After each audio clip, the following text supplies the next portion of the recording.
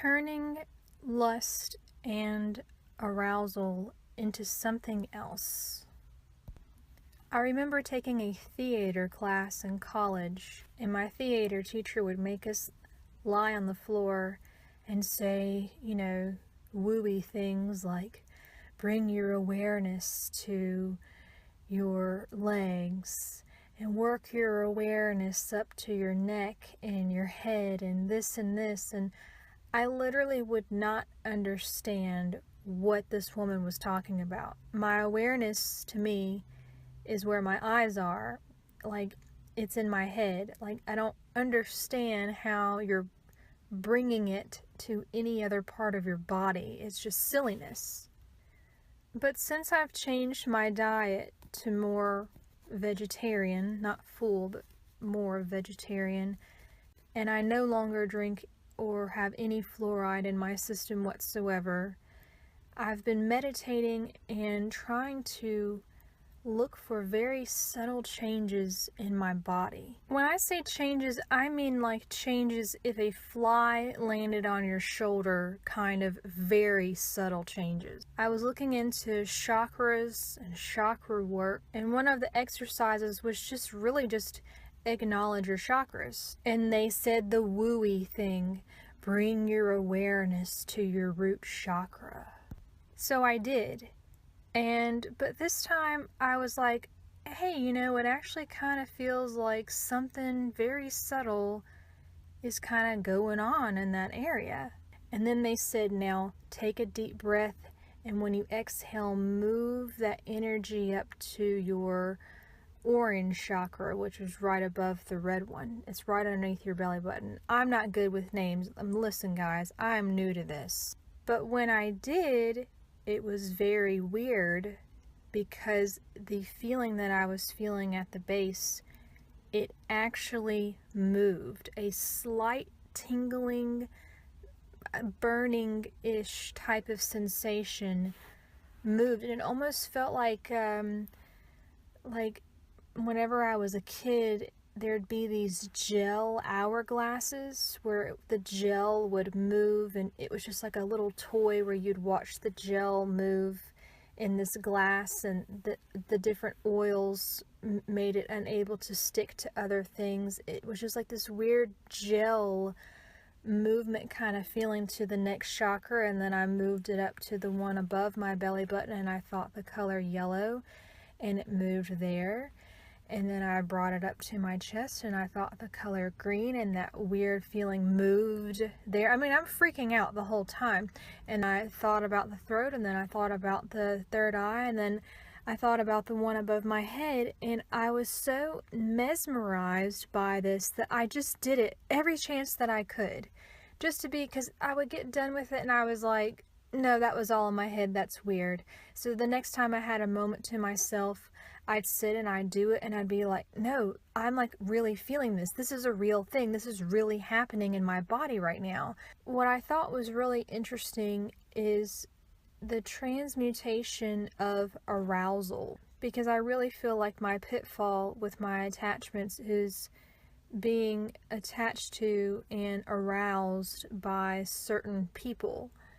And I never realized, but I was reading that you can take that energy, and instead of expelling it outward through various acts upon yourself or with another, you can do another thing with that energy, in which I had no freaking idea that you could do this. That energy is your creative energy.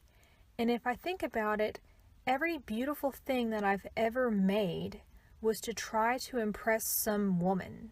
Like that energy down there, I was like, I've got to do something with this because I'm driving myself crazy, and she'll like me if I make this, if I do this, if I act this way. It's that energy that's down below by the root chakra. That's like where creativity starts. Like that's how you create another human life, etc.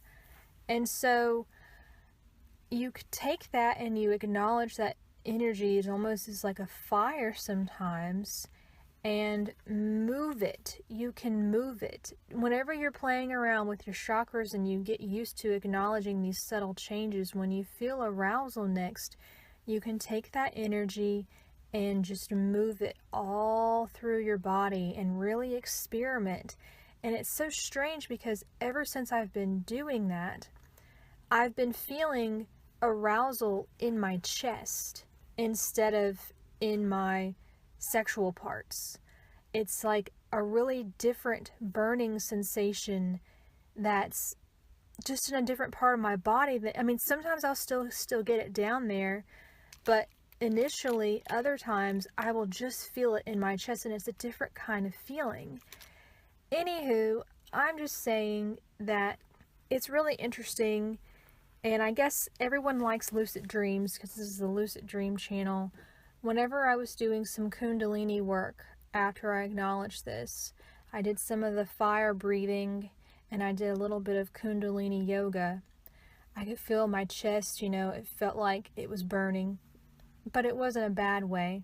And that night when I went to sleep, I was dreaming that I was in some haunted house and it had a bathroom and the bathroom was dark and there was some sort of entity in the bathroom. But I was not afraid of this entity. I told it, I said, I don't have time for this. I'm on like a quest. And the entity showed itself in the light. And then there were other entities there that I guess sometime, it felt like I lived a lifetime in this dream. Like the dream, even though it only went on for a little bit, there were other people there that I had met recently in the dream, even though I don't remember those parts of the dream. So when the scary thing revealed itself, the other characters from the other part of my dream that I can't recall came out, and I'm talking to them very nonchalantly, and I'm asking the character that was supposed to scare me, which was a female energy, I said, what do you like to do for fun? And like a lot of them do, they look down and they look shy, or they look to a section of the room for where their handler is to say, am I allowed to answer that? Am I allowed to talk to this person? And she said an English word back, but it didn't make any sense. It didn't answer the question. It was like fake English.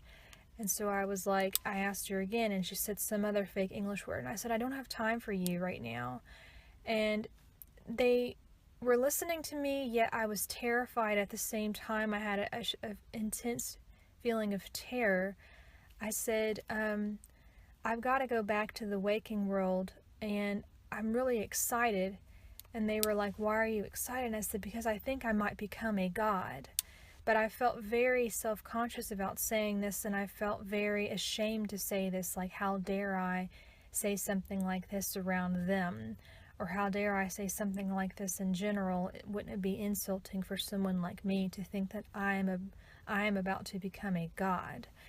And so I told them, I'm about to wake up now, and I'll show you, and because they wanted me to prove it.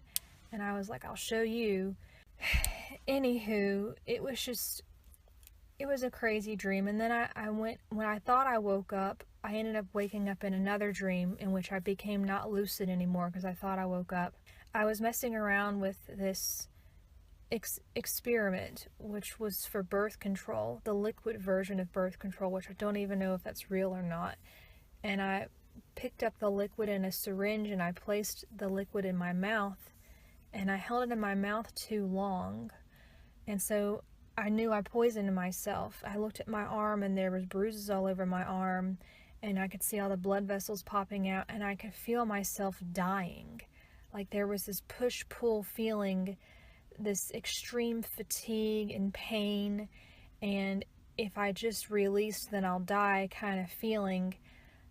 Like every muscle tensed in my body to make sure that I stay here kind of feeling. And in my dream, I told my grandpa, we've got to go, I'm about to die. And I could feel the liquid on my face from my nose just bleeding, and just symptoms of my body just completely shutting down, just being so terrified. And so him and I are running out the door, running to the hospital or whatever. And I don't know, I just woke up in sheer terror with my chest on fire and my throat on fire. The chest chakra and the throat chakra and also the stomach chakra were just like burning and moving, and it just was just like something totally different. Like the dreams were strange, and the feelings in my body are strange. And then, like today, someone said something that intimidated me or made me feel insecure. I could feel my root chakra. I could acknowledge that this situation that's being brought before me is doing something to my energy. It's doing something to my root chakra at the moment. And then when that person left, I was able to play around with that energy and move. I don't know if moving it to different places is a good thing when that energy is brought on due to a bad situation. I don't really know what I'm doing. All I'm saying is this stuff is crazy, that this stuff is happening, and that it's real, and that you should really just take 10 minutes a day and sit and acknowledge the colors of in the different sections of your body and the colors, and move that energy around and just experiment with your own energy, and you'll start to see and feel different things.